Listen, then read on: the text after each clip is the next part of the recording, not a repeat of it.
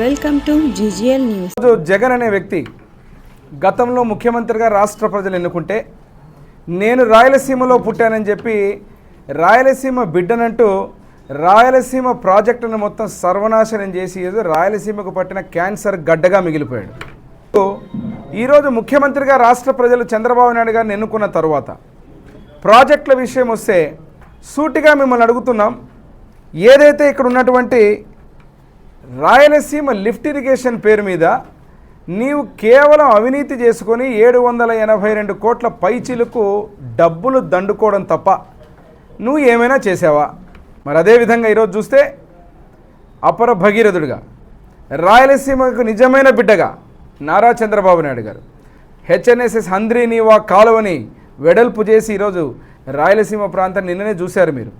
రాయలసీమ ప్రాంతానికి నీళ్లు ఏదైతే ఇచ్చారో ఇచ్చిన వ్యక్తి రాయలసీమకు మంచి చేశాడా, లేకపోతే ఈరోజు రాయలసీమ లిఫ్ట్ ఇరిగేషన్ పేరు మీద పక్క ప్రాంత ముఖ్యమంత్రితో కుమ్మక్కై కాళేశ్వరం ప్రాజెక్టు మీద ఈరోజు కొంగ దీక్షలు చేసి ఆ రోజు శాలువలు కప్పి ఆ ఓపెనింగ్ పోయిన వ్యక్తి నువ్వు కాదా అని అడుగుతున్నాం. మరి తెలంగాణలో మీకు గతంలో గుర్తుంటే తెలంగాణ ప్రజలు కూడా గుర్తు చేసుకోవాలా. ఆ రోజు బాబ్లీ ప్రాజెక్టు కోసము ముఖ్యమంత్రిగా చంద్రబాబు నాయుడు గారు మహారాష్ట్రతో ఇబ్బంది అంటే జైలుకు పోయిన వ్యక్తి తెలంగాణ ఆ రోజు ఉన్నటువంటి ముఖ్యమంత్రి నారా చంద్రబాబు నాయుడు గారు.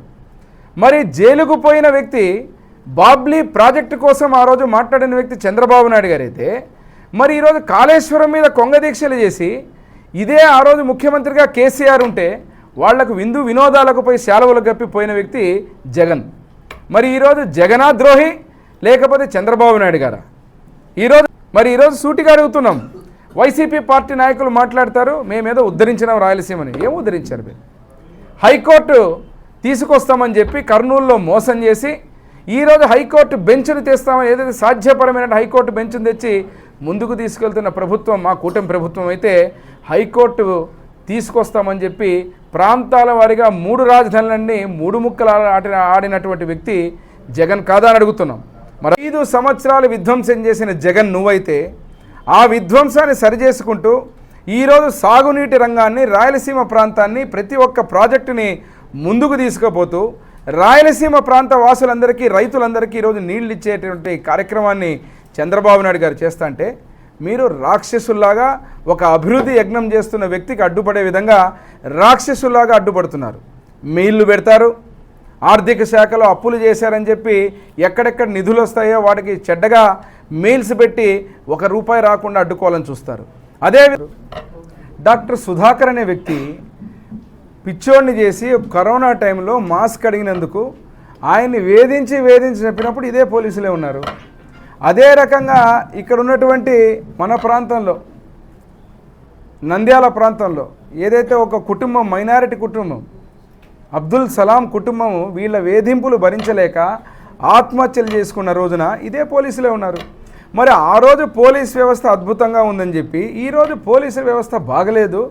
ఆ రోజు జగన్మోహన్ రెడ్డి అదే రకంగా వీళ్ళు చేశారా ఆ ఆలోచనలు వాళ్ళు చేసిన ఆలోచనల్ని ఈరోజు మా ప్రభుత్వం మీద మా లోకేష్ బాబు గారు రుద్దుతున్నారు. మద్యం కుంభకోణంలో ఈరోజు అధికారులు చూస్తున్నారు మీరు ఏ రకంగా అవినీతి చేసుకొని సాక్ష్యాధారాలతో పాటు దొరుకుతున్నారు. ఎక్కడికి ఏళ్ళు చూపుతున్నాయి అన్నీ ప్యాలెస్ వైపే చూపుతున్నాయి ఏళ్ళన్నీ. ఆ డబ్బులు ఎక్కడికి పోయినాయని ఈ రకంగా ఆ రోజు ఉన్నప్పుడు అదే అధికారులు ఉన్నారు, అదే పోలీసులు ఉన్నారు. మరి ఆ రోజు మీరు కమిషన్లు తీసుకొని మీరు చేసినటువంటి నీవు నేర్పిన విద్య నీరజాక్ష అన్నట్టు మీరు మాకు రుద్దాలని చూస్తున్నారు. ఇది ఒక ప్రజలంతా గమనిస్తున్నారు. విధ్వంసం చేసిన రోజు నుంచి అభివృద్ధి వైపు నడుస్తున్న రాష్ట్రానికి తట్టుకోలేకపోతున్నారు. ఉనికిని కాపాడుకోవడానికి మీ యాత్రలు ఏదైతే యాత్రలు చేస్తున్నారో జగన్ నువ్వు బయటకు వచ్చినావంటే ఒక శవం లేయాల.